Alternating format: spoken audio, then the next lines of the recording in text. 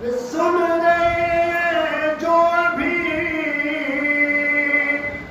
چلنے کے بھی قابل نہ تھا، سن رہے جو ابھی چلنے کے بھی قابل نہ تھا، باپ کے پیروں پر چل کے رن میں حملہ کر دیا، باپ کے پیروں پر چل کر رن میں حملہ کر دیا، اب کسی بچے سے لڑنے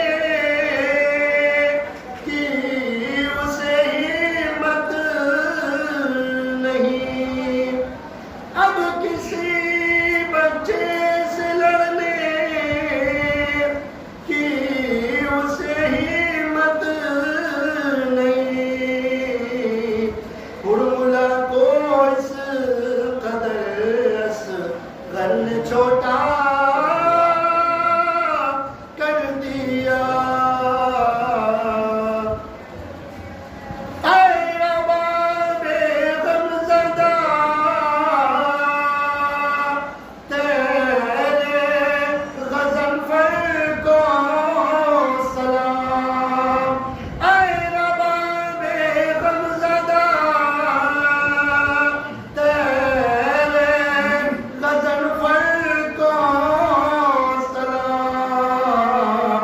جس نے رن میں تیر و خنجر کو کھلونا کر دیا،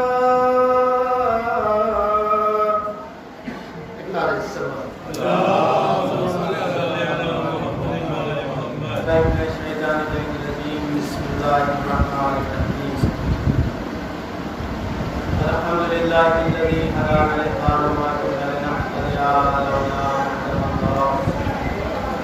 لقد جاءت رسل ربنا بالحق، والصلاة والسلام على سيد الأنبياء والمرسلين وخاتم النبيين والقاسم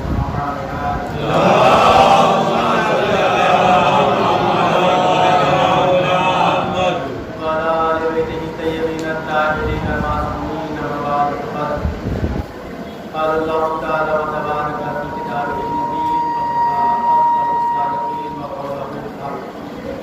بسم اللہ الرحمن الرحیم، الہکم الہ واحد لا الہ الا هو الرحمن الرحیم،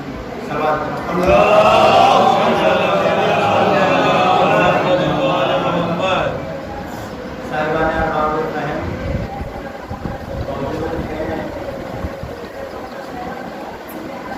لہذا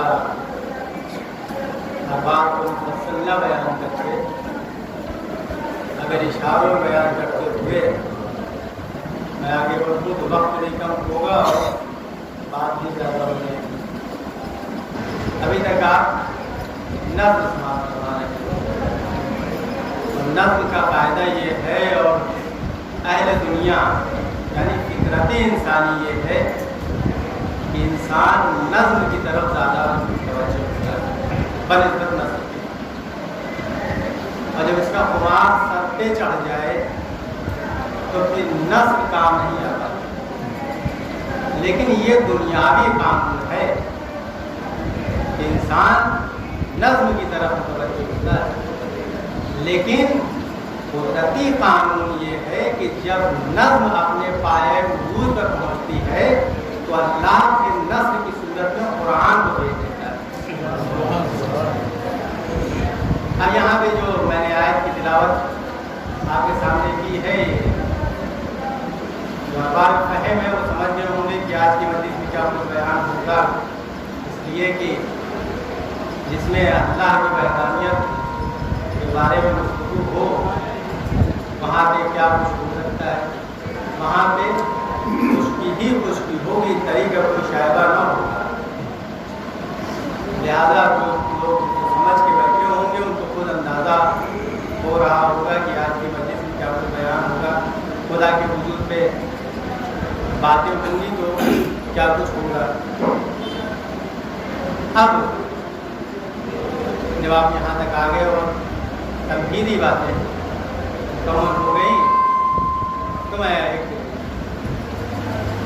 इब्तिदाई बातों में एक बात और भी आपसे पूछी।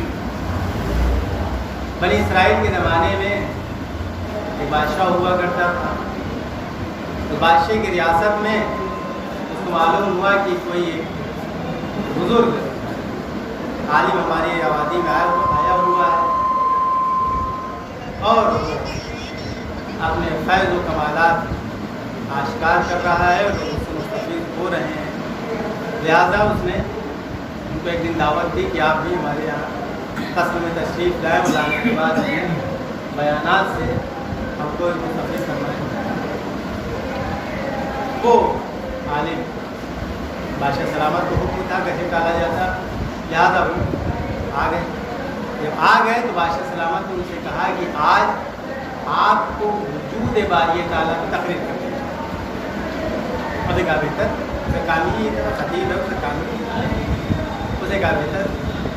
जब बेहतर उसने कह दिया तो बादशाह सलामत ने कहा कि नमाज के बाद मौका सबसे बेहतर है और लोग उसमें जमा होंगे, लिहाजा आप उस वक्त तकरीर करें। उसे कहा ये भी बेहतर। नमाज हो गई। जब नमाज हो गई तो उनको ऐलान के ज़रिए मुतवज्जे कराया गया कि सिमत आप लोग आइए, ज़्यादा तकरीर होगी। पूरा मजमा उधर से इधर पलट करा गया। जब पूरा मजमा आ गया तो खतीब मिंबर पे गया।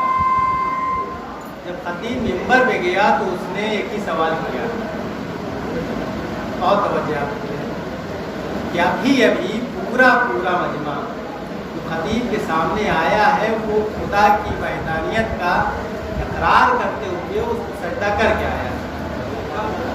उसने जाके एक बार एक सवाल किया कि ये बताओ कि तुम में से कौन है कि जो खुदा के वजूद का इनकार करता हो। भाई कैसे कह सकता है पूरा मजमा, इसलिए कि अगर इनकार करते हैं तो भी सजदा रहेगा जा रहा है, अगर सजदे को बचा रहे हैं तो मौजूद रहेगा जा रहा है। पूरा मजमा खामोश बैठा रहा। जब पूरा मजमा खामोश बैठा रहा और किसी ने कोई सवाल ना किया कि मुझे एतराज़ है, तो खतीब होता है, ज़्यादा मिंबर से उतरा उतर के चला गया। मिंबर से चला गया, बादशाह सलामत की तरफ गया कि बताइए आज क्या हुआ। उसने कहा कि भाई सब बैठे हुए थे, मैं मिंबर पे गया। मिंबर पे जाने के बाद मैंने उससे पूछा तो बताओ तुम में से कौन है कि जो खुदा के वजूद का इनकार करता है। तो इतने बड़े मजमे में किसी ने इनकार ना किया। जब इनकार ना किया तो मुझे यकीन हुआ कि फिर तकरीर का फ़ायदा ही क्या है, ज़्यादा मैं मिंबर से उतरा चला गया। उसने कहा कि अच्छा ठीक है, आप कल फिर नमाज के बाद फिर तकरीर फरमाए, मौजू यही है वजूद बारी ताला। उसने कहा बेहतर। फिर दूसरा दिन हुआ, फिर नमाज हुई। नमाज के बाद फिर सब खतीब के सामने, खतीब मिंबर पर। आज फिर उसने वही सवाल किया कि आज तुम में कौन है कि जो खुदा के वजूद का इनकार करता है। आज फिर वही सवाल है, वही मजमा है। अब मजमा कुछ समझा, भाई कल हमने कुछ तवज्जो नहीं दी, इनकार नहीं किया, ऐसी तकरीर नहीं की, लिहाजा आज आधे मजमे ने पूरे मजमे ने कह दिया कि नहीं, हमें खुदा के वजूद का यकीन नहीं, ज़्यादा तकरीर करें। उसने कहा भाई अभी तुम लोग खुदा के वजूद का इकरार करते हुए उसको सजदा करके आ रहे हो और एक ही पल में उसकी तौहीद को मिटा रहे हो, ज़्यादा ऐसे मजमे के सामने तकरीर करने से क्या फ़ायदा है कि जो एक ही पल में खुदा के वजूद को झुठला दे। फिर उतर के चला गया। तीसरे दिन फिर बादशाह सलामत ने तलब के बताइए कि आज क्या हो। तो फिर खतीब ने कहा कि भाई मैं गया और जाने के बाद मैंने फिर सवाल किया तो बताइए पूरा का पूरा मजमा जो कल तक इकरार कर रहा था आज उसने इनकार कर दिया, तो ऐसे मजमे के सामने तकरीर करने से क्या फ़ायदा था। उसने कहा अच्छा आज फिर आप तकरीर कीजिए। तो फिर मिंबर पे गया और फिर मजमा सामने, मजमा वही है, खतीब वही है, मिंबर वही है, लिहाजा उसने फिर वही सवाल किया कि आज तुम में कौन है कि जो کے وجود سے انکار کرتا ہوں. اب مجمع سمجھ چکا تھا کہ کل انکار کیا تب بھی اس نے تقریر نہیں کی, ہم نے اقرار کیا تب بھی اس نے تقریر بھی نہیں کی. آج مجمع دو حصوں میں تقسیم ہو. آدھے نے کہا کہ ہم اقرار کرتے ہیں, آدھے نے کہا کہ ہم اقرار نہیں کرتے. تو خطیب تھا, اس نے خطیبانہ انداز میں کہہ دیا بھائی جب تم 400 مل کے 600 کو نہیں سمجھا پا رہے ہو تو میں اکیلا کیسے پورے 1000 کو سمجھا سکتا ہوں. زیادہ وہ اترنے کا پھر چلا گیا. بادشاہ سلامت نے پوچھا بتائیے آج کیا ہوا. اس نے پھر پورا ماجرا بتا دیا کہ ایسا ایسا ہو. آپ کو تقریر تو کرنی چاہیے تھی. میں کچھ کہتا آپ کو تقریر, تو وہ کہتا ہے کہ میں بھی اسی انتظار میں تھا کہ کاش کی اسی مجمع سے کوئی اٹھے اور اٹھنے کے بعد یہ کہے کہ ہم خدا کے وجود کا اقرار تو کرتے ہیں لیکن تقریر کے ذریعے سے اپنی دلی قوتوں کو اور بڑھانا چاہتے ہیں. لہذا اس میں سے کوئی اٹھا نہیں ہو, مجھے محسوس نہیں ہوا کہ میں خدا کے وجود پر تقریر کرتا, لہذا میں چلا آیا. بس آج بھی تقریباً بات مکمل ہو, آج بھی وہی موضوع یہاں پر. ایک سوال محمد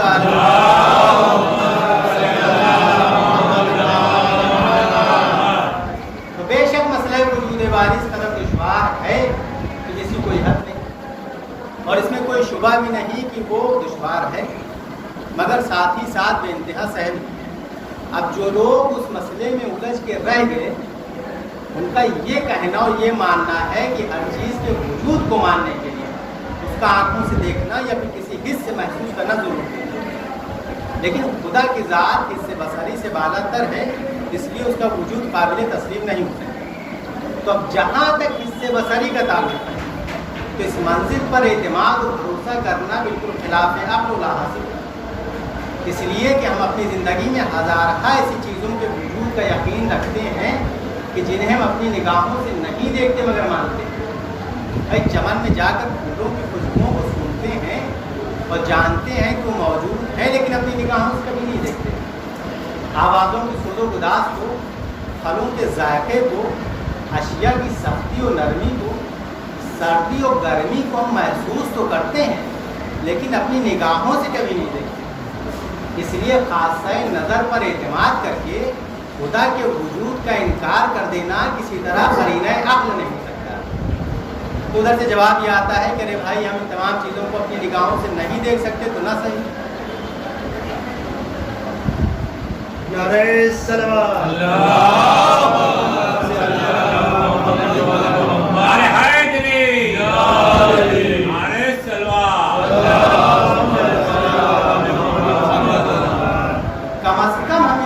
خاصوں کو محسوس کر سکتے ہیں لیکن خدا کی ذات کو کسی بھی خاصے سے محسوس نہیں ہوتی. تو ہم دریافت کریں گے کہ مقناطیس کی قوت جاذبہ کو کس نے خاصہ بنایا, یا حیوانی اور نباتی اقسام میں روح کی کرشمہ سازیوں کو خاصے کی کس قسم سے معلوم کیا گیا. اسی طریقے سے ہماری زندگی میں ہزارہ ایسی چیزیں ہیں کہ جن کو ہم اپنی نگاہوں سے تو نہیں دیکھتے مگر ہم اس کے یقین رکھتے ہیں. محض ہم اس کے اثر کو دیکھ کر اس کے مؤثر کا پتہ لگا لیتے ہیں. بھائی بلب کو جلتا ہوا دیکھ کر یا مشینوں کو چلتا ہوا دیکھ کر یا پھر بغیر دیکھے ہی قوت برقی کا پتہ لگا لیتے ہیں. اعضاء و جوارح کی حرکت روح کے وجود پر دلالت کرتی ہے. سیارے ثوابت و کواکب کے نظام اور ان کی باہمی کشش اور جاذب پر دلالت کرتے ہیں, اور ہمیں اس میں کوئی شبہ بھی نہیں ہوتا اس لیے کہ ہم اس حقیقت سے خوب واقف ہیں کہ اثر بغیر مؤثر کے ہو ہی نہیں سکتا. اب کیا اس کے بعد بھی کوئی شک و شبہ باقی رہ جاتا ہے کہ اتنی بڑی کائنات بغیر کسی بنانے والے کو بن سکتی ہے. خیر پھولوں نے خوشبو کا پتہ دے دیا, مشینوں کی حرکتوں نے کہربائی طاقتوں کی طرف اشارے کر دیے, سیارے ثوابت و کواکب نے نظام کائنات کو سمجھا دیا. تو جب کائنات کے ہر ذرے کی حرکت اور اس کا سکون کسی نہ کسی مؤثر کا پتہ بتاتا ہے تو کیا اتنی بڑی کائنات مل کر اپنے خالق حقیقی کے وجود کو نہیں سمجھا سکتی؟ بے شک سمجھاتی ہے اور ہمیں اس کے وجود سے آگاہ بھی کرتی ہے کہ جس نے ان کو خلق کیا اپنی قدرت کاملہ سے, کہ جس کی بدولت دنیا کی ہر شے اپنی راہ پہ گامزن اور اپنے کام میں مصروف ہے. हमारी बनाई हुई मशीनें बनती बिगड़ती रहती हैं, हम उनके बनाने में कितनी दौलत की खर्चा करते हैं। बेहतरीन पुर्जे इस्तेमाल करें, उम्दा कारीगरों के जरिए तैयार करें, वो पैसा खर्चा कर दें, लेकिन इस इंतजाम और इंतजाम के बावजूद कोई भी शख्स इस बात की जिम्मेदारी लेने के लिए तैयार न होगा तो चलते चलते रुक न जाएंगे, काम करते करते बंद न हो जाएंगे। इस नुक्स व कमजोरी के बावजूद हम ये जानते हैं कि बगैर किसी बनाने वाले के बगैर न बन सकते और बगैर किसी दस्तसाने की इमदाद के तैयार न हो सकते। तो अब आप ये ख्याल कीजिए, ये सैयारों का निज़ाम, ये अफलाक की गर्दिश, ये लैल व नहार की करवटें, ये नूर ज़िम्मत के उजाले और अंधेरे, ये ज़मीन की तरतीब, ये रंगों का तगय्युर, ये ज़ातों का इख्तिलाफ, ये बहार और ख़ज़ां का पैदा आना और जाना, इस इंतज़ाम में कोई कमी महसूस नहीं होती, इस फहरिस्त में कोई कजी पैदा नहीं होती, इस नज़्म में कोई कमी नहीं आती है। तो जब कायनात की छोटी सी छोटी शय और नाकिस शय बगैर किसी बनाने वाले के बगैर न बन सकी, तो फिर इतनी बड़ी बेऐब कायनात और ये कामिल व अकमल मखलूक बगैर किसी दस्तसाने हकीम और कादिर अलीम के क्यों पर बन सकता है। अब कुछ लोग हज़रत अली के पास आए और आने के बाद कहते हैं कि या अली, हम कैसे समझें कि इतनी बड़ी कायनात का कोई ना कोई बनाने वाला मौजूद है। तो हज़रत अली इरशाद फरमाते हैं कि ऊंट और गधे के फुजले इस बात की तरफ इशारा करते हैं कि इधर से जानवर गुजरे हैं, इसी तरीके से इंसानों के निशानात कदम इस बात का सबूत फराहम करते हैं कि इधर से एक कारवां गुजरे।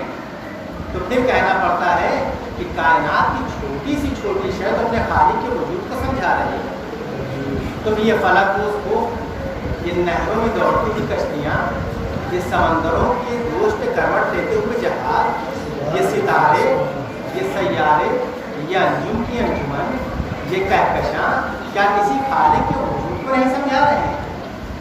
बेशक समझाते हैं और हमें उसके वजूद से आगाह भी करते हैं कि जिसने अपनी कुदरत कामिला से इनको अदम से वजूद में बदल दिया, कि जिसके अपनी आवाज़ कुन से दामने कायनात को यकीन से भर दिया, हयूला और मादे की खुशबादियों, रंग रूह की जन्नतों से आरास्ता कर दिया। ज़ालिका तक़दीरुल अज़ीज़िल अलीम, ये सब उसी ज़ी इक़्तिदार साने का मुअय्यन और मुक़द्दर किया हुआ निज़ाम है कि जो सबसे ज़्यादा जानने वाला और सबसे बड़ा आलिम। हमारे बनाए हुए कानून बनते बिगड़ते रहते हैं, लेकिन अल्लाह जो कानून बनाता है तो उसमें किसी भी तरीके की कोई कमी वाक़ई नहीं हो सकती है। इसीलिए कुरान ने पहले ही कह दिया है कि मा तराफी खलक़िर रहमान मिन तफावुत, कि तुम्हें रहमान की सनत और खिलकत में कोई तफावुत, कोई तब्दीली न मिलेगी। वरना मैं आपसे पूछूं कि क्या है कोई कायनात में ऐसा कि जो उसके बनाए हुए कानून को बदलने की ताकत रखता हो, या है कायनात में कोई ऐसा इंसान कि जो उसके कानून को बदल न सकता हो? तो न सही, कम अज़ कम ज़र्रा बराबर आगे पीछे तो कर सकता है, या ये भी न कर सकता हो तो न सही, कम अज़ कम इस बात का कादिर तो हो कि उसके निज़ाम को वहीं पर रोक तो सकता है। जब कायनात में निगाह उठा कर देखिए तो फिर कोई नहीं मिलता कि जो उसके बना हुए कानून को बदलने पर कुदरत रखता है। जब कोई नहीं मिलता तो फिर वो खुद ही है। अगर वो चाहे और उसकी मशीयत हो जाए तो बर्फ को बहर कर दे, अगर उसकी मशीयत हो तो वो नूर को तारीकी का लिबास पहना दे, अगर वो चाहे तो ज़मीन को आसमान कर दे, अगर उसकी मशीयत हो तो वो नूर को तारीकी का लिबास पहना दे, समंदरों को जमा कर उस पर रास्ते खर्च कर दे, दरियाए नील के बहाव को रोककर उसमें कलीमुल्लाह के लिए राहें खर्च कर दे और उसमें कुफ्र को गर्क कर दे, ईमान को नजात दे दे। अगर उसकी मशीयत हो और वो चाह जाए तो पानी की मौजों से डुबोने की सलाहियतों को छीन ले और वही डुबोने वाली मौजें संदूक़ मूसा को अपने दोस्त के लिए हुए कस्बे फ़िरौन तक पहुँचाए। कायनात की हर शय उसके चश्मे अबूर के इशारे की मुंतज़िर है। अगर वो ना चाहे तो कुछ नहीं हो सकता, और अगर चाह जाए तो फिर आज की शोरों की फितरत बदल जाए और जला بجائے درود و سلام بن کر ابراہیم خلیل پر نبوت رکھ. اگر وہ چاہے اور اس کی مشیت وہ نار میں نور کی قدرت پیدا کر دے، انگاروں کو چمن کے پھولوں کی زینت دے دے، کائنات کی ہر شخص کے چشمے ابرو کے اشارے کو منتظر ہے. اگر اس کی مشیت ہو اور وہ چاہ جائے تو پھر وہ ہواؤں کو مسلط کر کے قوم سمود کی طرح آبادیوں کو صفحہ ہستی سے ہاتھ پہ غلط کی طرح مٹا دے، اور اگر وہ چاہے تو پھر انہی آندھیوں طوفانوں کو اشارہ سلیمانی کا موتی و تابع قرار دے، اور پہاڑوں کو اڑا دینے والی ہوائیں بساط سلیمانی کو اپنے دوش پہ لیے ہوئے فضا کے فاصلے طے کرتے. ارے اسی کی مشیت ہی تو ہے کہ پانی کی نرم لہریں قربۂ ارض کے ہر کوہ و غرور کے تکبر کا نام و نشان تک مٹا دیتی ہے. اب اگر ایک طرف حضرت نوح کے کانوں میں ساویل الحبل یاسمین من الماء کی صدا آتی رہے تو پھر دوسری طرف حالہ بینہم الموج کا جملہ یہ بتا دے کہ پہاڑوں کی بلندیاں الہی رفت کے سامنے سرنگوں ہیں، اور پانی کی نرم چادریں ان کے غرور کے سر تک کو کچل دیتی ہیں. ارے یہ اسی کی مشیت ہی تو تھی کہ کہیں یہی پانی پہاڑوں کو ڈبوتا رہا اور کہیں سفینہ نوح کو بھاڑتا رہا، یہ بتانے کے لیے کہ پانی کا ہر قطرہ، زمین کا ہر ذرہ، فلک کا ہر ایک ستارہ، سمندروں طوفانوں کا ہر ایک دھارا اس کے اشارے کے سامنے بے بس ہے.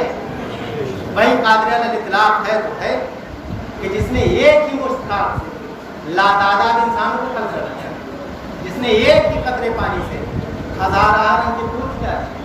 کبھی اس نے مثل سے مثل کو بنایا، کبھی اس نے ضد سے ضد کو پیدا کیا، کبھی اس نے رخ کے شعلوں سے مسلسل پانی کی چادریں گرا دی، کبھی ہری بھری شاخوں کی رگڑ سے آگ کے شعلے بھڑکا دی. بنانا اور خلق کرنا تو بہت بڑی بات ہے، اس کی صنعت کے ظاہر ترین آثار کو سمجھنا بھی اوقلائے زمانہ کی احمد سے بنا. اس نے بہت سے ستارے بنائے، بہت سے سیارے بنائے کہ جن میں کچھ تو ہیں ثوابت اور کچھ ہیں قواسط، کہ جن سیاروں کا وزن و وسعت سوائے خداوند کریم کو کوئی نہیں جان سکتا. ورنہ میں آپ سے سوال کروں کہ کیا ہے کائنات میں کوئی ایسا آلہ کہ جو اس کے وزن کو بتا سکے، یا ہے کسی میں اتنی طاقت کہ جو اس کی حرکت کو اپنی جگہ روک سکتا ہو، یا ہے کسی میں اتنی مجال کہ جو اپنی حرکت کو نہ روک سکتا ہو، تو نہ کم از کم ذرہ برابر آگے پیچھے کر سکتا ہے. تو یہ نگاہ اٹھا کر جب دیکھیے کہ پوری کائنات میں کوئی نہیں ملتا کہ اس کے بنا ہوئے قانون کو بدلنے میں قدرت رکھتا ہو، تو پھر کون ہے کہ جو اسے خلق بھی کرتی ہے اور اسے سنبھالے بھی.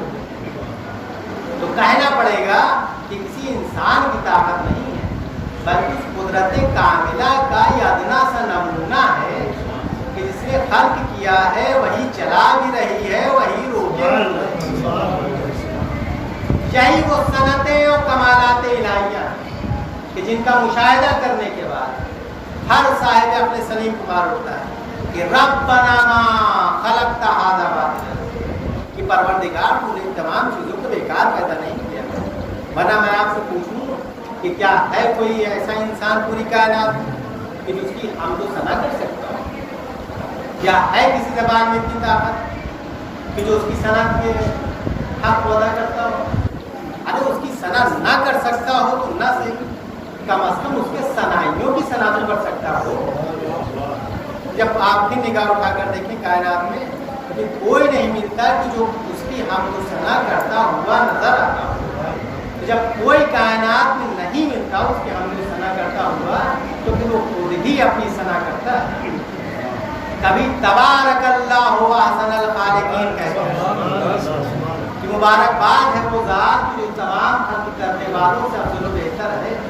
تو کبھی اپنے ہی ثنائیوں کی قسمیں کھا کر کہ والشمس والضحیٰ والقمر اذا تلاہا والنہار اذا جلاہا واللیل اذا یغشاہا والسماء وما بناہا والارض وما طحاہا، کہ سورج کی قسم اور اس کے نور کی قسم، چاندنی کی قسم کہ جب اس کے پیچھے پیچھے چلے، دن کی قسم کہ جب وہ نور کو آشکار کر دے، या जुल्मतों को खत्म कर। रात की कसम की जब वो अपने पहरे बिठा दे और नूर को छिपा दे, जमीन की कसम और उसकी कसम की जिसने इसे बिछाया, आसमान की कसम और उसकी कसम की जिसने इसे लटकाया, मैं कहूँगा कि ये कस्में हैं या सनत इलाही के कसीदे हैं कि जो लबे कुदरत से हो रहे हैं। उसने चांद की भी कसम खाई, उसने सूरज की भी कसम खाई। हद ये हो गई कि उसने सितारे की भी कसम खाई, लेकिन उसकी रफ्तार की नहीं, उसकी बनावट की नहीं, उसकी खूबसूरती की नहीं, सिर्फ और सिर्फ किसी के घर की तरफ झुकते हुए अंदाज, नज्म इज़ा हवा, सितारे की कसम की जब वो झुका। है किसी ज़बान में इतनी ताकत कि जो उसकी हमद सना कर सकता हो, या है किसी में इतनी ताकत कि जो उसके बना हुए कानून को बदलने में कुदरत रखता हो? कि जब कोई नहीं मिलता उसके कानून को बदलने वाला, तो फिर वो खुद ही है कि जो अपने बनाए हुए कानून को बदलने की ताकत रखता है। या फिर वो लोग हैं कि जिन्हें कायनात के तसर्रुफ का इख्तियार दे दिया गया। मूसा का असास दहा बना तो उसी को हुक्म से, इब्राहिम ने टुकड़े टुकड़े परिंदों में जान फूकी उसी की इजाज़त से, ईसा ने अंधों को बीनाई दे दी और मुर्दों में दोबारा जान डाल दी तो उसी के इज़्न से, मोहम्मद अरबी ने चांद के 2 टुकड़े कर दिए तो उसी के दिए हुए इक़्तिदार से, अली ने डूबे हुए आफ्ताब की तनावें खींच ली उसी की मर्ज़ी से, हाथों पर अंग्रेजों ने कलमा पढ़ लिया तो उसी के दिए हुए इक़्तिदार से, गोबर में मुर्दों को जिला दिया तो उसी की मशीयत से, और दरे सैयदा पे सितारा उतरा तो उसी की मशीयत से। अब जब आप यहाँ तक आ गए तो एक एतराज़ ये वारिद होता है मुखालिफीन की तरफ से कि जब आप ये कह चुके कि सैयारों का वज़्न मुरसल हमारी ज़मीन से कहीं ज़्यादा है, एक एक सितारा एक एक सैयारा हमारी ज़मीन से कहीं ज़्यादा वज़नी है, कहीं ज़्यादा बड़ा है, हजम में बहुत ज़्यादा है, वज़न में ज़्यादा है, और आप ये भी मानते हैं कि सैयद आलम का घर बज़ाहिर एक छोटा सा घर था। तो आप ये बताइए कि इतना बड़ा सितारा एक छोटे से घर में कैसे आया? तो मैं ये समझता हूँ कि इसके जवाब में सिर्फ और सिर्फ इतना ही कह देना काफी है कि अगर पूरा कुरान एक नुक्ते में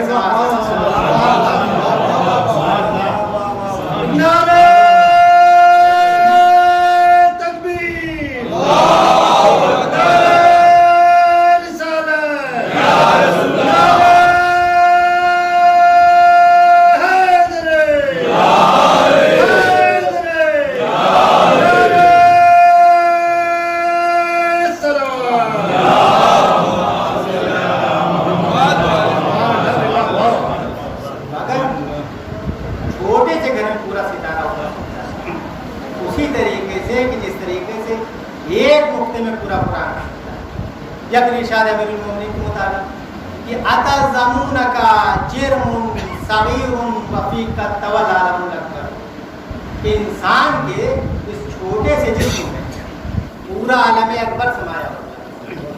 भाई इंसान के जिस्म कितना बड़ा है? 5 फीट 6 फीट, हद है कि 7 फीट, बस इससे ज़्यादा नहीं। और हम रहते कहाँ? आलम असगर। रोज़ रोज़ नई नई चीज़ें का इंकशाफ होता रहता है कि आज ये चीज़ें निकल रही हैं, क्या वो चीज़ निकल रही हैं, फला चीज़ की गुफ्तगू हो रही है, यहाँ पे चीज़ मिलने के इम्कानात हैं। ये आलम असगर है कि जिसकी आज तक पैमाइश ना हो पाई कि कितने मील हैं, कितने मुरब्बा मील हैं, कितने किलोमीटर में है, क्या कुछ मौजूद है, क्या कुछ मौजूद नहीं है। ये आलम असगर की बातें हैं। और हज़रत अली आलम अकबर बता रहे हैं कि छोटे से जिस्म में पूरा आलम अकबर सवार। तो इंसान ये तो तस्लीम करने के लिए तैयार है कि उसके 5 फीट और 7 फीट के जिस्म में पूरा आलम अकबर समा सकता है। तो जब इस छोटे से जिस्म में एक आलम अकबर समा सकता है तो छोटे से घर में बड़ा सा सितारा भी आ सकता है। अरे घर ज़हरा का था और खुद सितारा ज़ुहरा था कि जिसको देखने के बाद जनाब इब्राहिम ने फरमाया था कि हाज़ा रब्बी, ये मेरा परवरदिगार है। और जैसे वो गुरूब हुआ तो जनाब इब्राहिम ने फरमाया कि जो गुरूब हो जाए वो मेरा परवरदिगार नहीं हो सकता। अब मुझे नहीं मालूम کہ خلیل نے اور ستاروں کو چھوڑ کر صرف زہرا کو ہی کیوں ہادہ ربی کے لیے منتخب کیا؟ ارے شاید اس لیے کہ اگر کسی ستارے کو مجازی خدائی ملے بھی تو اس کو ملے کہ جو در سیدہ پہ اپنی پیشانی کو خم کر دے۔ یہ گھر وہ تھا کہ جس کی چار دیواری ہمیشہ لوگوں سے گری، یہ در وہ تھا کہ جہاں پر ہمیشہ ملائکہ نزول ہوتا رہتے ہیں۔ بھائی فلک سے ملک اترے، سدرہ سے آیتیں اتری، لوح محفوظ سے قرآن اترا، عرش سے وحی اتری، جنت سے رضوان اترے، بس میں انجم سے ستارہ اترا، اور یہ سب دیکھنے کے بعد حاسدوں کے چہرے اترے۔ کون بیان کر سکتا ہے اس گھر کی اور گھر کے رہنے والوں کی عظمت؟ یہ گھر وہ تھا کہ جہاں پر سائل کی صورت میں آنا فرشتے اپنی عظمت جانتے تھے، کہ جہاں پر چکی چلانے میں اپنی بڑائی سمجھتے تھے، کہ جہاں پر جھولا جھلانے میں اپنی رفت جانتے تھے، کہ جہاں پر درزی کی شکل میں آنا اپنی عظمت سمجھتے تھے۔ کون بیان کر سکتا ہے اس گھر کی اور اس گھر کے رہنے والوں کی عظمت؟ یا تو وہ بیان کر سکتے ہیں کہ جو اس گھر میں رہتے ہو، یا پھر وہ بیان کر سکتے ہیں کہ جو اس گھر سے وابستہ، تو مسافر عرش وحی کہ جس کی تعظیم کے لیے اٹھ جائے اس کی عظمت کو کون بیان کر سکتا ہے؟ حد یہ ہے کہ رسول کریم نے عظمت سیدہ کو صرف اور صرف ایک ہی جملے میں بیان فرما دیا کہ اگر علی نہ ہوتے تو فاطمہ کا کوئی ہمسر نہ ہوتا، اور یقیناً حضرت علی کے علاوہ کوئی جناب فاطمہ زہرا کا اگر کوئی ہمسر ہوتا تو وہ بھی میدان مباہلہ میں آتا، جہاں پر حق و باطل کا معرکہ تھا۔ عالمین کی نمائندگی جن زبان مقدسہ نے فرمائی ان میں صرف نساء کی صرف ایک ہی فرض تھی، اور وہ تھی جناب فاطمہ زہرا۔ تو اب یہاں پر کوئی یہ نہ کہے کہ قرآن میں نساءنا و نساءکم کہا ہے، اور لفظ نساء ہمیشہ جمع کے لیے آتا ہے، واحد کے لیے نہیں۔ تو اس کے جواب میں صرف اور صرف اتنا ہی کہنا کافی ہے کہ جب ایک فرد کی عظمت پوری قوم کے برابر ہوتی ہے تو پھر اسے فرد نہیں بلکہ ابراہیم کی طرح پوری قوم سمجھا جاتا ہے۔ عظمت سیدہ پر اتنی احادیث موجود ہیں کہ جن کا شمار کرنا اطلاع زمانہ کی اپنوں سے باہر۔ یہاں پر صرف اور صرف 2 حدیث ہیں، وہ بھی اپنوں سے نہیں ہے، غیروں سے تھے۔ کہیں کسی بیوی کا بیان ہے، اب ادھر توجہ کریں کہ کسی بیوی کا بیان ہے کہ میں گھر میں بیٹھی کہ ناگہاں رسول کریم گھر میں تشریف لائے اور آ کے میرے محبوب بیٹھ گئے۔ ابھی کچھ باتیں بھی ہو رہی تھیں کہ خبر ہوئی کہ سیدہ کونین تشریف لا رہی ہیں۔ یہ سننا تھا کہ رسول کریم نے میرا پہلو چھوڑ دیا، چھوڑنے کے بعد آگے بڑھنے کے بعد ان کا تعظیم و تقدیم کیا، تعظیم و تقدیم کرنے کے بعد آگے بڑھا۔ گھر کی بات ہے، بیوی کہہ رہی ہے، جب گھر کی بات ہے تو کون کون ہے؟ خود ہے، زوجہ ہیں، بیٹی ہے۔ اب متوجہ کسے کرنا ہے؟ بیٹی کو متوجہ کرنا نہیں۔ فرماتے ہیں کہ یا فاطمہ بشری فإن اللہ تعالیٰ اصطفیٰ لک علی نساء العالمین۔ یہ فاطمہ تم کو بشارت ہو کہ اللہ نے عالمین کی تمام عورتوں باعتبار فضیلت میں منتخب کر دیا۔ اب ایک صاحب کا اور بیان ہے کہ میں رسول کے دربار میں بیٹھا ہوا تھا، رسول کا دربار سجا ہوا تھا، اصحاب رسول کا مجمع تھا، رسول مسجد نشین تھے، مسجد نبوی اصحاب سے بھری ہوئی کہ ناگاہ ایک مرتبہ شور اٹھا کہ دختر رسول تشریف لا رہی ہے۔ یہ سننا تھا کہ رسول نے اپنا مسئلہ چھوڑنے کے بعد آگے بڑھنے کے بعد بیٹی کی تعظیم و تقدیم لانے کے بعد مسئلہ نے بیٹھایا، بیٹھانے کے بعد اب مجمع کو متوجہ کیا، وہاں زوجہ کو متوجہ کیا، یہاں پورے مجمع کو متوجہ کر کے فرماتے ہیں کہ فاطمہ تو سیدۃ النساء اہل جنت، کہ فاطمہ جنت کی عورتوں کی سردار ہے۔ میں کہوں گا کہ کیا کہنا عظمت سیدہ کا، کہ باپ ملا تو سید المرسلین، شوہر پایا تو سید المسیحین، بیٹے ملے تو سیدہ شباب اہل جنت اور خود سیدہ زنان عالمین۔ کون بیان کر سکتا ہے اس گھر کی اور گھر کے رہنے والوں کے؟ یہ گھر وہ تھا کہ جس کی چار دیواری ہمیشہ سیادت و سرداری سے ہی گری تھی، یہاں تک کہ جو سلسلہ اولاد فاطمہ میں شامل ہو گیا، سیادت و سرداری میں اسی کے سائے میں تو خیمے تک لگا دی، اور یہ سیادت انہی کے نام کا جز بن کے رہ گئی ہے۔ نواقب لوگوں نے پیغمبر کی اور بیٹیاں ثابت کی ہیں، لیکن جن اور بیٹیوں کا تذکرہ ملتا ہے وہ جناب رسول کریم کی بیٹیاں نا، بلکہ جناب خدیجہ کی بیٹی، جناب حالہ کی بیٹی ہے کہ جن کی پہلی شادیاں کفار میں۔ اگر رسول کی بیٹیاں ہوتی تو ان کی شادیاں کفار میں کیوں؟ اور پھر اس کے برعکس جہاں پر جناب فاطمہ زہرا کے لیے اتنے فضائل کے ابواب ملتے ہیں، ان بیٹیوں کا کہیں تذکرہ بھی نہیں ملتا، کہ جسے معلوم یہ ہوتا ہے کہ آپ کی صرف اور صرف ایک ہی بیٹی تھی، اور وہ تھی جناب فاطمہ زہرا، جن کے لیے رسول کریم نے ہر قدم حدیث ارشاد فرمائی، ہر قدم آپ کا تعارف فرمایا کہ کون ہیں، کون لوگ ہیں۔ بھائی جس نے ان کے در پہ سلام کر کے بتا دیا ہو، اس کی در کی عظمت ہو، جس کا در اس قابل ہو کہ ختم المرسلین سلام کرے، تو اس کے گھر کے رہنے والوں کی عظمت کیا ہوگی؟ بس یہی ہے کہ رسول کریم نے ہر قدم حدیث ارشاد فرمائی اپنی بیٹی کو بتا، انہی میں سے رسول کریم نے اپنی بیٹی کے لیے ایک لقب منتخب کیا، اور وہ ہے صدیقہ۔ آپ کا ایک لقب ہے صدیقہ۔ صدیقہ اسی کا یہ ہے مؤنث، اسی کا مذکر ہو جاتا ہے صدیق۔ صدیق یعنی حضرت علی کا لقب، صدیق حضرت علی، اور صدیقہ خود خاتون جنت۔ رسول کریم نے آپ کا لقب رکھا جو دیا ہے وہ صدیقہ ہے۔ اسی کے وزن کے ایک لفظ اور آتا ہے صادق، یہ ہے مذکر، اور اسی کا مؤنث ہو جاتا ہے صادقہ۔ ان دونوں کے معنی میں بنیادی فرق ہے، صادق ایک الگ لفظ ہے اور صدیقہ ایک الگ لفظ ہے۔ جو صادق ہے وہ صدیق نہیں، اور جو صدیق ہے وہ صادق، دونوں میں فرق ہے۔ حضور آپ کے ذہن میں رہے کہ حضور نے صدیقہ کہا ہے، صادقہ نہیں کہا ہے۔ صادق کے معنی جو ہیں وہ الگ ہے اور صدیق کے معنی الگ ہے۔ صادق اسے کہتے ہیں کہ جو کام جیسے ہوا ہو بعین ہی بیان کرنے والے کو صادق کہتے ہیں، اور اگر اسی کوئی کام کو کوئی عورت انجام دے تو اسے صادقہ کہتے ہیں۔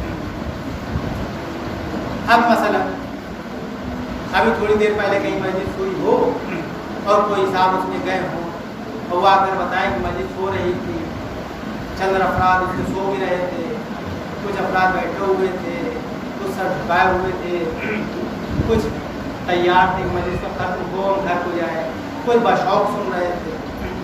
اگر بھائی نہیں بیان کرے اور وہ خبر ویسے ہی ہو تو بیان کرنے والے کو کہیں گے صادق، اور اگر یہی کوئی فرد عورت بیان کر دے اسی خبر کو کوئی عورت دے تو جائے گی صادقہ۔ لیکن صادقہ کے معنی اس کے برعکس، صادق کے معنی یہ ہے کہ جو ہوا ہو بائن ہی بیان کرنے والے کو صادق کہتے ہیں، لیکن صدیقہ کے معنی ایسے نہیں ہیں۔ صدیقہ کے معنی یہ ہے کہ جو ہوا نہ ہو اور یہ کہہ دے تو ہو جائے۔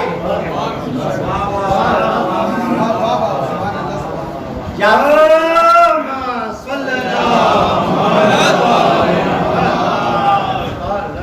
رسول اللہ آپ نے کہہ دیا صدیقہ ہے، ہم نے مانے صدیقہ ہے، اس لیے کہ ہم لوگ آپ کا کلمہ پڑھتے ہیں، آپ کے جان فدا کرنے کے لیے آمادہ ہے، کبھی وقت آئے گا تو جان بھی فدا کر دیں گے، اس لیے ہمیں تو یقین ہے کہ آپ صدیقہ ہیں۔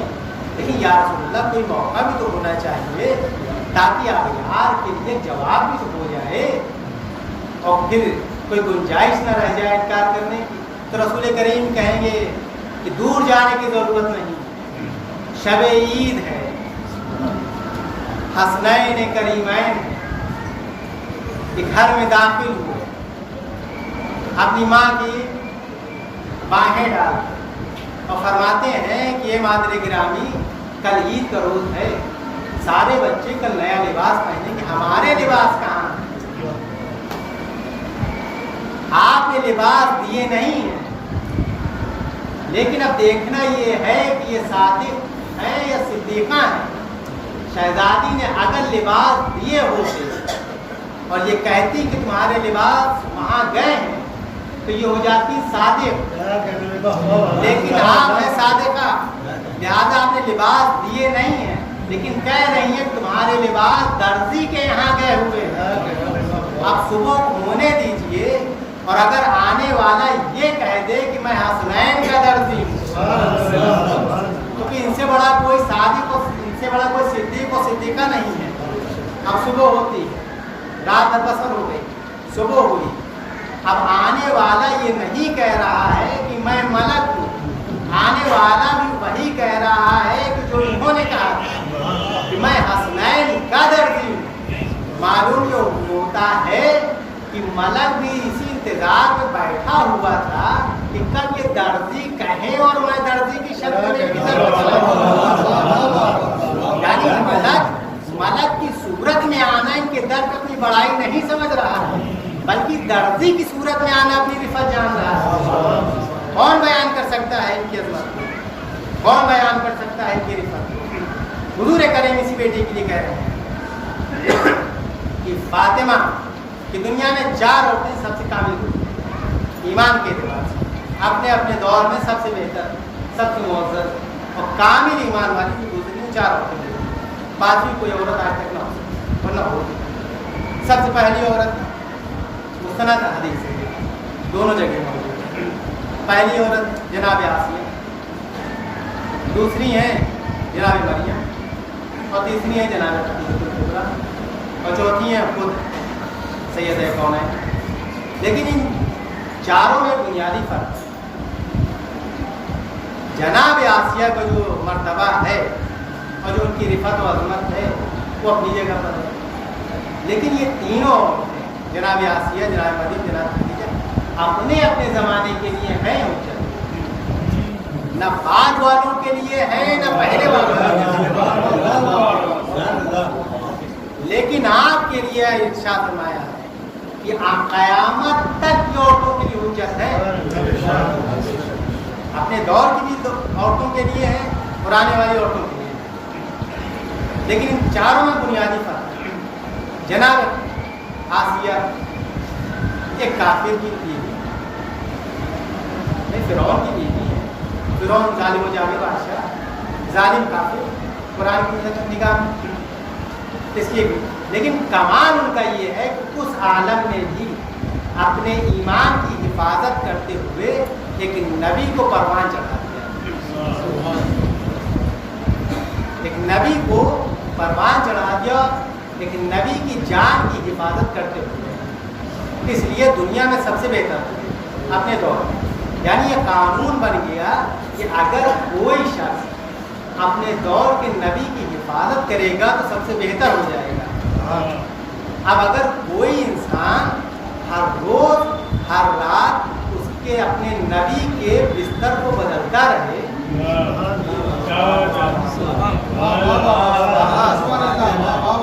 यकीनन अगर उसके ऊपर कुफ्र का फतवा भी लगता रहे, लेकिन अल्लाह की निगाह में सबसे मुअज़्ज़ज़, सबसे मोहतरम होगा। इसलिए जनाब आसिया सबसे मोहतरम जनाब। लेकिन कमाल जनाब आसिया का ये है कि उस क़यामत के आलम में एक नबी की परवरिश शुरू की। नबी की माँ नहीं, नबी की बेटी नहीं, नबी की ज़ौजा नहीं, सिर्फ एक नबी को परवान चढ़ाया और अपने ईमान की हिफाजत। जनाब मरियम एक नबी की वालिदा है, एक नबी की बेटी है, नबी की ज़ौजा है, यानी जो सिफत वहाँ मौजूद थी वो यहाँ नहीं, और जो यहाँ है वो वहाँ नहीं। जनाब खदीजा न नबी की माँ है न नबी की बेटी, एक नबी की ज़ौजा ज़रूर, यानी जो वहाँ नहीं था वो यहाँ, और जो यहाँ नहीं था वो वहाँ। جناب خدیجہ نبی کی زوجہ ہیں لیکن ماں نہیں، بیٹی نہیں ہے۔ جناب مریم نبی کی ماں بھی ہیں، نبی کی بیٹی۔ جناب آسیہ نبی کو پروان چڑھانے والی نہ نبی کی ماں ہے، نہ نبی کی بیٹی ہیں، نہ نبی کی زوجہ ہیں۔ یعنی رسول کریم نے ارشاد فرما دیا کہ اگر ان تمام فضیلتوں کو جدا جدا دیکھنا ہو تو کبھی آسیہ کو دیکھ لینا، کبھی مریم کو دیکھ لینا، کبھی خدیجہ کو دیکھ لینا، لیکن جب ان کے گلدستے کو دیکھنا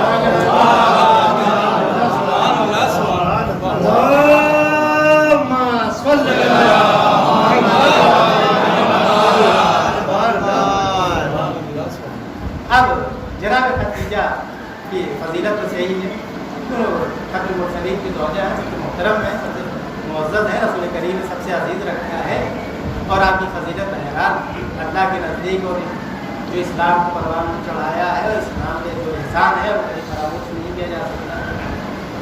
لیکن جناب سید کونین کی فضیلت وہ سب سے افضل ہے قیامت تک کی ہوگا۔ اس اعتبار سے اب اگر دیکھنا ہے کہ تمام فضیلتیں میں موجود ہے یا نہیں موجود ہے تو اس کے لیے بہترین نمونہ ہے۔ اس اعتبار سے آپ ایک نبی کی بیٹی اس لیے کہ خاتم المرسلین کی بیٹی ہیں، ایک نبی کی ماں بھی ہے اس لیے کہ آپ ہی نے ارشاد فرمایا ہے کہ فاطمہ اپنے باپ کی ماں ہے، ایک نبی کی زوجہ بھی ہے اس اعتبار سے کہ زوجہ کی وصی رسول کی زوجہ، یعنی ان فضیلتوں کو بکھیر دیا ہے کہ کبھی آسیہ کو دیکھو، کبھی خدیجہ کو دیکھو، کبھی مریم کو دیکھو، لیکن جب ان کے مرکز کو دیکھنا ہو تو سیدہ کونین کو دیکھو۔ اب وہی رسول نے ارشاد فرمایا کہ فاطمہ اپنے باپ کی ماں، ایک غیر فطری بات ہے، رسول کا ہر عمل سنت ہے، یا رسول اللہ کہیں سنت بن کے نہ رہ جائے، اور ہر باپ اپنے بیٹی کے لیے کہنے لگے تو یا رسول اللہ کوئی موقع بھی تو ہونا چاہیے کہ جس سے ہم اہل ایمان کے لیے تقویت کا سبب بنے، کہ آپ نے کہہ دیا کہ بیٹی ماں ہے، میری ماں ہے تو تسلیم کرتے ہیں، آپ کا کلمہ پڑھ تو، لیکن کوئی موقع بھی تو ہونا چاہیے۔ تو رسول کریم فرمائیں گے کہ تمہیں دور جانے کی ضرورت نہیں ہے، بلکہ جنگ خندق تک آ جاؤ۔ جنگ خندق کافی دن ہو گئے، بھوک و پیاس کا عالم یہ ہے کہ اصحاب رسول اور رسول نے اپنے پیٹ کے اوپر پتھر باندھ کر اس خندق کو کھودا، جناب سلمان فارسی کی ہدایت پر، اور اس لیے پتھر باندھ کے کھودا کہیں آتے اور الجھ نہ جائے۔ 3 دن ہو گئے کہ نہ اصحاب رسول نے کھانا پانی اور نہ ہی رسول نے کیا۔ جب 3 دن ہو گئے تو پھر انصار کو پتہ چلا کہ ہمارا رسول بھوکا پیاسا ہے، وہ لوگ دوڑنے کے بعد اپنے گھروں میں جانے کے بعد اپنے عورتوں سے کہتے ہیں کہ ارے ہمارا رسول بھوکا پیاسا ہے، اس کے لیے کھانا پانی کا انتظام کیا۔ عورتوں نے کھانا پانی کا انتظام کیا، روٹیاں تیار ہو، سیدہ کونین کی خدمت میں پیش کی، سیدہ کونین نے ان روٹیوں کو لیا، لینے کے بعد برابر سے ٹکڑے کیے، جب برابر سے ٹکڑے کر دیے تو حسنین کریمین اس جنگ میں خود حضرت علی بھی موجود ہے، جناب سیدہ کونین بھی، حسنین کریمین بھی، لیکن غیر فطری بات ہے، جو فطرت ہوئے وہ یہ ہونی چاہیے تھی کہ پہلے حسنین کو کھلائے جائے، لیکن حسنین کریمین کو نہ کھلا کر بلکہ ان کے حوالے اس ٹکڑے کو کر کے یہ کہنا کہ جاؤ تمہارا نانا 3 دن کا بھوکا پیاسا ہے، اس کو جا کر کھلاؤ۔ حسنین کریمین تو ٹکڑوں کو لے کر آئے، روٹی ٹکڑے برابر سے سر یا صاحب کے لیے روٹی ٹکڑے لے کر آئے، حسنین کریمین نے اپنے نانا کے خدمت میں پیش کیا۔ جب پیش کیا تو رسول کریم کی آنکھوں میں آنسو آئے، شاید یہی وہ موقع رہا ہوگا کہ رسول کو اپنی ماں یاد آ گئی اور فرمایا ہوگا کہ فاطمہ اپنے باپ کی ماں۔ میں کہوں گا کہ یا رسول اللہ ابھی وقت غنیمت ہے، آپ کے نواسے موجود ہیں، آپ کا بھائی موجود ہے، آپ کا داماد موجود ہے، آپ کی بیٹی موجود ہے، اصحاب و انصار موجود ہیں کہ جن سے دیکھا نہ گیا کہ رسول بھوکا پیاسا ہے، لہٰذا کہ کھانے پانی کا اہتمام کر دیا گیا، انصار کے کھانے پانی کا اہتمام کر دیا گیا، لیکن یا رسول اللہ آپ کا یہی نواسا ہے، کربلا کا میدان ہے، 3 دن کا بھوکا و پیاسا ہے، آواز دے رہا حل من ناصر ینصرنا، حل من ناصر ینصرنا، ہے کوئی جو میری مدد کے لیے آئے، لیکن کوئی نہیں ہے کہ جو اس کی مدد کے لیے آئے، اس لیے کہ جو ہے وہ اپنی سروں کو کٹا چکے ہیں۔ ہاں امیدہ لاشیں پر تڑپی آواز یہ آپ کا مانے کے لیے تو تیار ہے، لیکن کیا کر ہمیں موت میں مجبور کر دیا، بس اربارے کرا، آپ متوجہ ہو گئے۔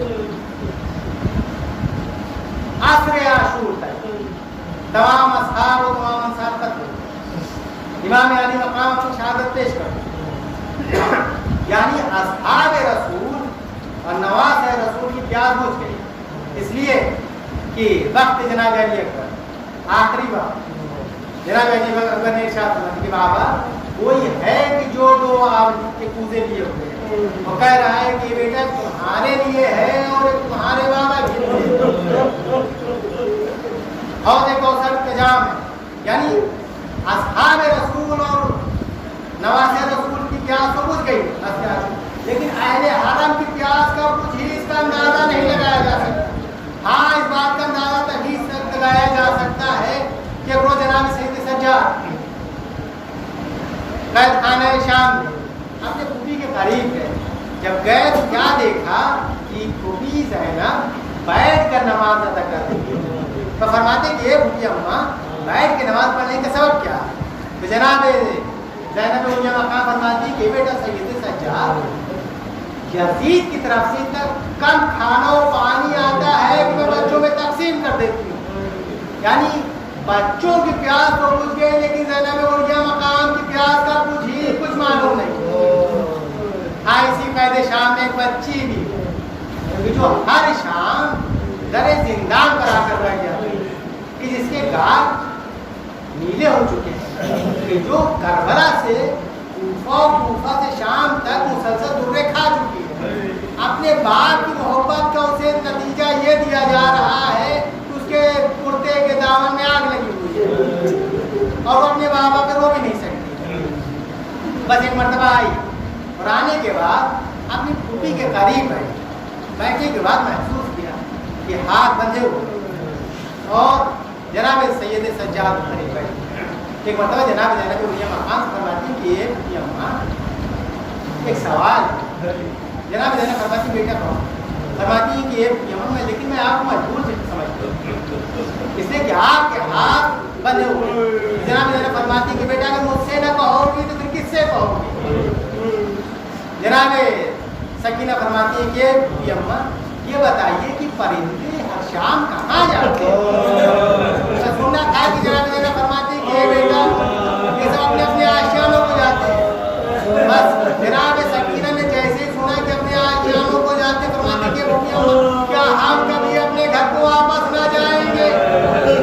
بس ارباب کرم جناب سکینہ اسی قید شام میں ایک مرتبہ اپنے بھائی کے قریب آتی، وہ بھائی کی جس کے ہاتھوں میں ہتکڑیاں بندھی ہوئی ہیں، پاؤں میں بیڑیاں پڑی ہوئی ہیں، کمر میں لنگر ہے، گلے میں خاردار توپ ہے۔ آنے کے بعد قریب بیٹھی اور بیٹھنے کے بعد ایک سوال فرماتی ہیں کہ اے بھیا سید سجاد سوال ہے، سید سجاد نے اب ہاتھ بندھے ہو کس طریقے سے بہن کو گلے لگایا ہوگا، اس بات کا اندازہ نہیں لگایا جا سکتا۔ فرماتے ہیں کہ بہن کو سوال کیا، فرماتے ہیں کہ اے بھائی سید سجاد یہ بتاؤ کہ پیاس کی قسمیں کتنی ہوتی ہیں؟ میں سننا تھا کہ جناب سید سجاد فرماتے ہیں کہ یہ بہن اس وقت اس قید خانہ شام میں پیاس کی سوال فرماتی ہیں کہ بھیا سوال ہے آپ اس کا جواب دیجیے۔ فرماتے ہیں پھیلاتی ہیں اپنی بہن کو، اس لیے کہ جواب بہت سخت، لیکن بہن کا جب اصرار بڑھ گیا جناب سکینہ فرماتی ہے کہ بھیا آپ ارشاد فرمائیں۔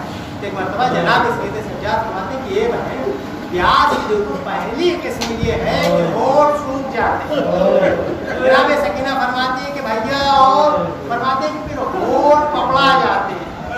فرماتے ہیں کہ اور فرماتے ہیں کہ زبان اینٹ جاتی ہے، فرماتی ہیں کہ اور فرماتے ہیں کہ حلق میں کانٹے پڑ جاتے ہیں۔ جناب سکینہ فرماتی ہیں کہ بھیا اور تو فرماتے ہیں کہ اے بہن پھر گوشت ہڈیوں کو چھوڑ دیتا ہے، فرماتی ہے کہ اور فرماتی ہے پھر ہڈیوں کو چٹکنے کی آوازیں آنے لگتی ہیں۔ میں سننا تھا کہ جناب سید سجاد نے فرماتی ہے کہ بھیا میری چھاتیوں کو چٹکنے کی آوازیں آنے لگی ہے، میرے ہاتھ میں کانٹے پڑ گئے ہیں، میرے ہڈیوں سے وہ